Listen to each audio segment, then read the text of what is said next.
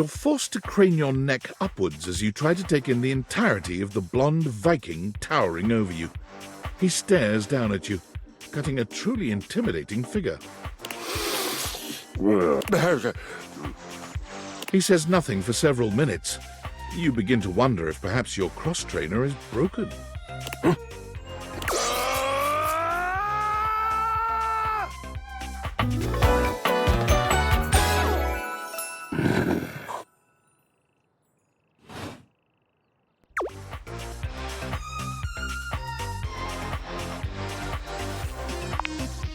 Hay is for horses. And yes, it was a fine battle cry. Nice. I don't know you, and you don't know me, and it does seem safer for you to be polite. Yes, safer. If you haven't noticed my rippling warrior's build, I invite you to inspect me more closely.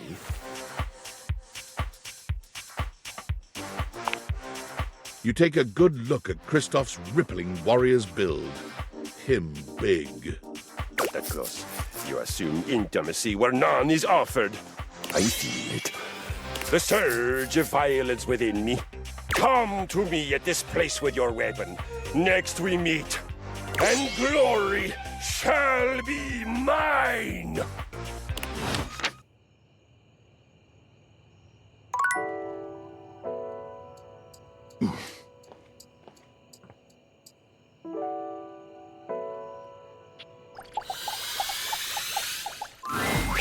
What would you like to do?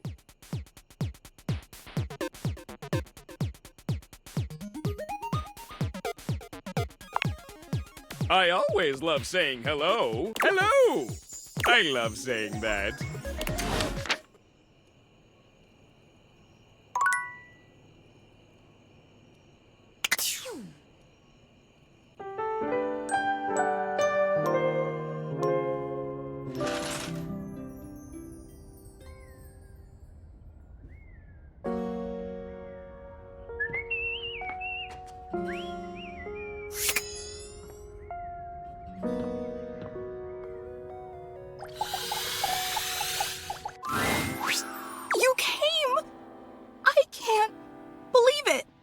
So sorry.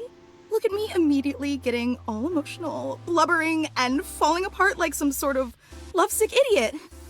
Pull yourself together, Fantina. You're embarrassing yourself in front of your hero.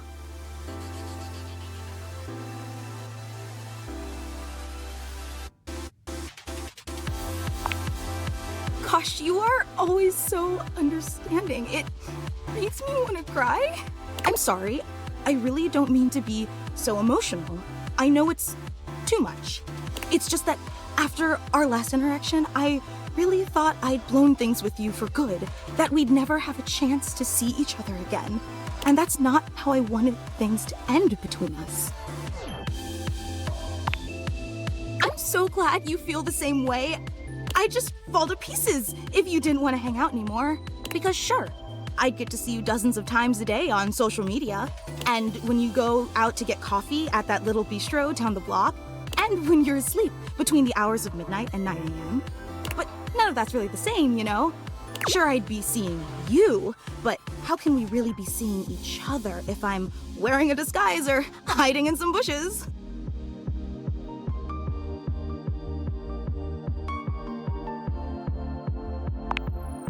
Let's not focus on that.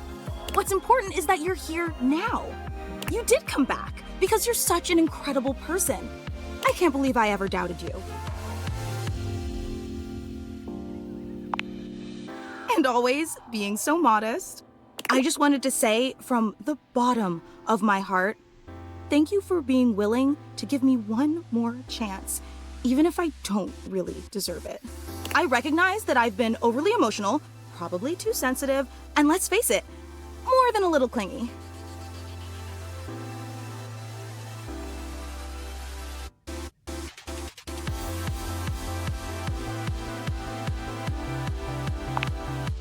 Yet despite all my endless shortcomings, you still came back. It's such a powerful testament to the incredibly patient and generous person you are. That's why everyone loves you.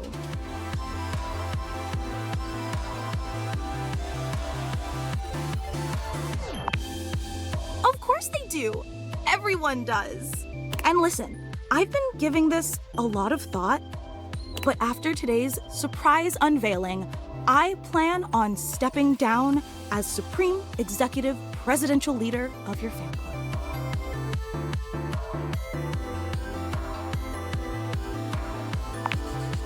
No matter how much I may value that office, I have disgraced it with my shameful behavior, and that's just not fair to you.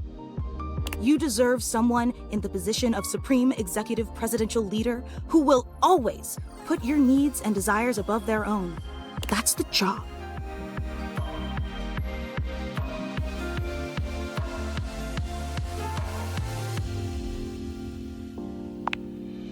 Let's not be hasty. You deserve the best fan club possible. But let's not dwell on that for now. I asked you here because today is meant to be a celebration of the endless joy you've brought to my life and to the entire world.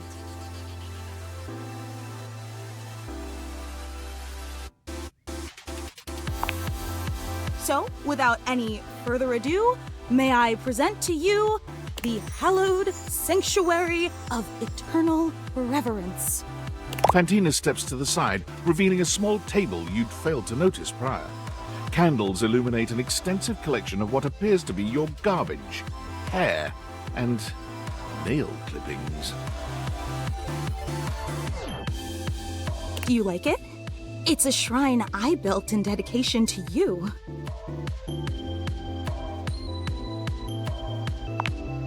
You're speechless. I knew you'd love it.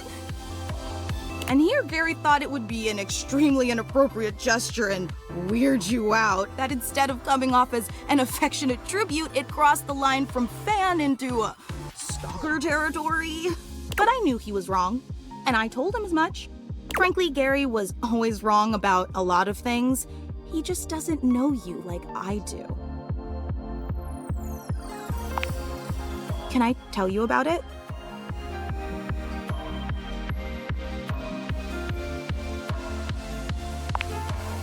Oh, but there are so many details I need to explain. The hallowed sanctuary of eternal reverence was constructed as a holy shrine to your glory and benevolence, to spread the light of your truth to all the peoples of the earth, to make everyone feel as loved as you've made me feel. That's why there's an open flame in the middle of it. It burns eternally as my love for you burns eternally.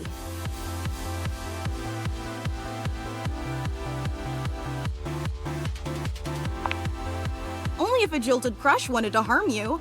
But you'd have to be really stupid to wind up in that situation. And of course, the most important part of any shrine is the sacred relics. And I've gathered these sacred relics from all across the house.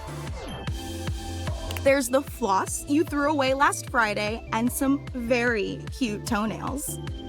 Oh, and here's a pile of your hair clippings from when you gave yourself that haircut last month. I really thought that you should have sprung for a real barber, but who am I to argue with someone as enlightened as you?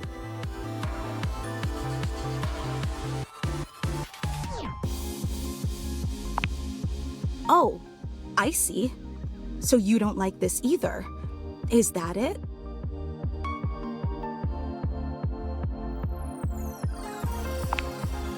You know, I really don't know what I'm supposed to do to please you. I create a fan club for you, I exile Gary for his heretical views, I craft you a statue made out of macaroni, I build you the hallowed sanctuary of eternal reverence, for crying out loud. But nothing that I do is ever good enough for you, is it?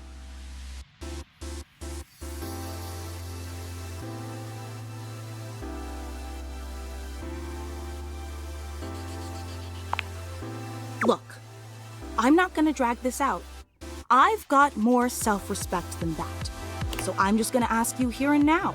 Do you feel as strongly about me as I feel about you?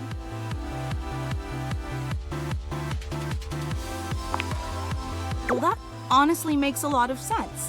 Although, all strong relationships go through rough patches.